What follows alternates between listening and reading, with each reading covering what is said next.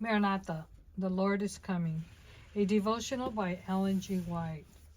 October 14. The Wrath of the Lamb.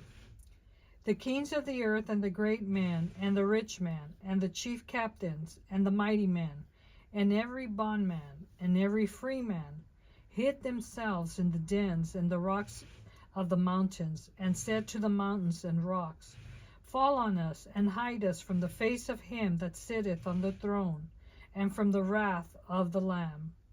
Revelation 6:15 and 16. The derisive jest have ceased. Lying lips are hushed into silence.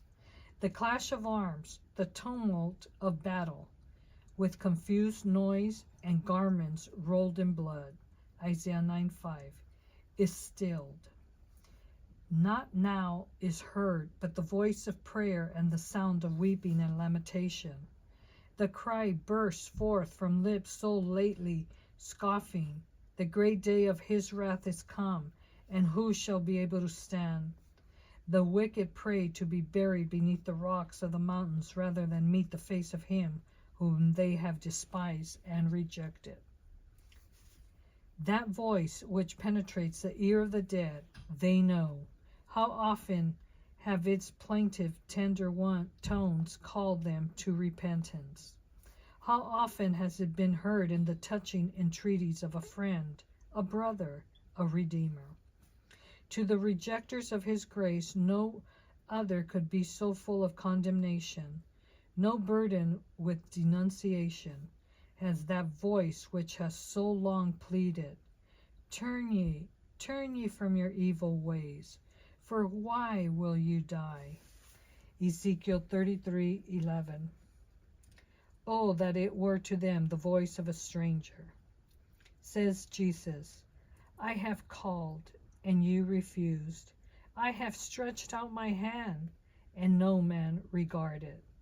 But you have set at naught all my counsels, and would none of my reproof.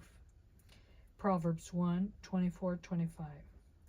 That voice awakens memories which they will fain blot out, warnings despised, invitations refused, privileges slighted. In the lives of all who reject truth, there are moments when conscience awakens, when memory presents the torturing recollection of a life of hypocrisy, and the soul is harassed with vain regrets. But what are these compared with the remorse of that day, when destruction cometh as a whirlwind? Proverbs 1:27.